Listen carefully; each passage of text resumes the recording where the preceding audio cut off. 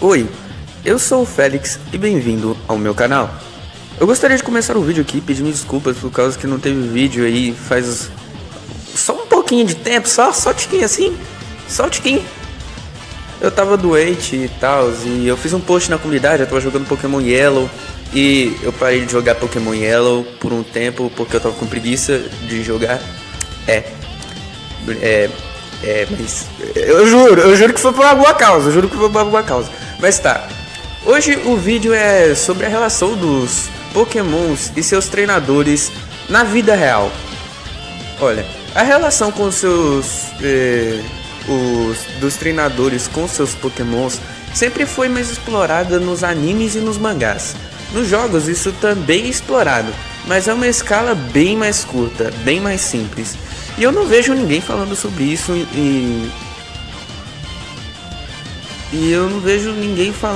isso sobre a relação dos seus Pokémons com os treinadores na vida real, né? Os seus bichinhos que você captura durante os jogos e leva com eles até o final, para Elite 4 e ser o campeão daquela região. Então, eu queria fazer um vídeo sobre isso, sobre a relação dos Pokémons com os treinadores na vida real e falar um pouco da minha relação com os Pokémons no meu ponto de vista. Quando os Pokémons foram criados, a ideia era ser um jogo simples de RPG. Você captura os bichinhos durante sua aventura, que podem ser variados dentre os 150 primeiros, né, da primeira geração, e o 1000 que ainda não estava disponível na época, que era o Pokémon 151, que só podia ser adquirido por evento, se eu não me engano. Caso eu esteja errado, eu vou colocar aí uma correção na tela. Mas você podia ter qualquer Pokémon dos 150 disponíveis que tinha na Pokédex e montar seu time com base nos seus gostos. Aqueles Pokémons que você gostava e aqueles que você não gostava, você deixava pelo caminho. Levava aqueles bichinhos que você tinha gostado mais para o final do jogo. Acabado de derrotar a equipe Rocket, Elite dos 4, Green e finalmente ser campeão da Liga Pokémon. Como eu disse no começo do vídeo, na introdução, essa relação foi muito trabalhada dentro do anime e do mangá. A relação do Pokémon com o seu treinador, principalmente quando o Pokémon se fere muito em uma batalha. Quando aquele Pokémon está muito tempo com o treinador, eles desenvolvem um sentimento de amizade muito forte um com o outro, né? Uma relação, um laço muito forte um contra o outro. Isso é particularmente muito bonito, né? Temos vários exemplos, tanto no anime quanto no mangá, mas eu vou citar o clássico, que é obviamente o Ash e o Pikachu dele. Também tem o Red, pelo menos nos quadrinhos do Pokémon Adventures, que tem o Poliwag, que é o primeiro Pokémon dele canonicamente, que acaba evoluindo para o Poliwrath, e depois do Red passar por uma situação de quase morte e o Poliwag salvar o Red. Sem pedra, Mas na vida real, essa relação não funciona de um jeito muito diferente.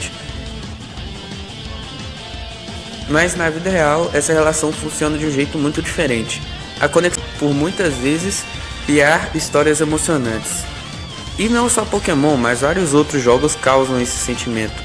Mas Pokémon é especial por ser o único Mas Pokémon é especial e único justamente por causa dos monstrinhos. Por exemplo, o treinador Zard do canal Treinador Zard ajudou um cara a recuperar os Pokémons de infância. Ele saiu lá do Game Boy Advance, passando por quase todas as gerações posteriores, desde a terceira até a última agora do Scarlet Violet. É uma história muito bonita por causa que os Pokémons fizeram parte da infância desse cara. Eles cresceram com ele, literalmente viram ele crescer, entende? Outra história também, que é um pouquinho mais antiga, mas também do treinador Zard, é a história de um Blastoise que ele salva lá do Pokémon Fire Red e leva até um streamer que faz lives. Esse streamer tinha um apego muito grande por esse Blastoise que ele teve na infância. Então o Zard mandou esse Blastoise para esse cara e a reação dele foi muito bonita. Eu vou deixar os links desses vídeos do Zard aí na descrição para vocês verem depois. A história é muito bonita e eu recomendo vocês assistirem o vídeo lá. Vocês vão se emocionar com certeza. Mesmo que já tenha visto, por mais que ache difícil, caso não tenham olhado, eu recomendo porque é uma história muito emocionante. E é um grande exemplo essas histórias de como podemos criar laços com nossos Pokémons, nossos bichinhos virtuais, da vida real pro digital. E acho que Pokémon é principalmente não só sobre batalhas, mas sim sobre a relação que você constrói com os Pokémon. Agora, pra minha experiência pessoal. Eu sempre gostei muito de Pokémon, desde um anime lá em 2014, mais ou menos, quando eu acordava e ligava a TV para assistir Pokémon na Rede TV, quando ainda transmitia, claro.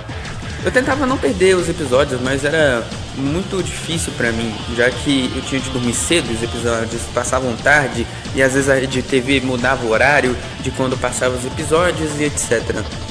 E pra mim, aquele mundo, por conta disso, por eu não saber muito, era muito misterioso pra mim.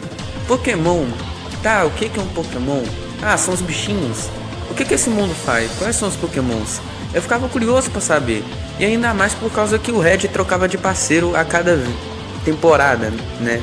Praticamente. Então, basicamente, toda vez que a Rede TV passava um episódio de Pokémon, era um episódio aleatório de uma temporada aleatória.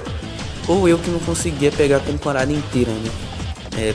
Que acontecia bastante, diga-se de passagem. Aí eu pensava, por que esses monstros estão aí? Por que eles existem? Hoje em dia eu sei, mas antigamente eu não sabia.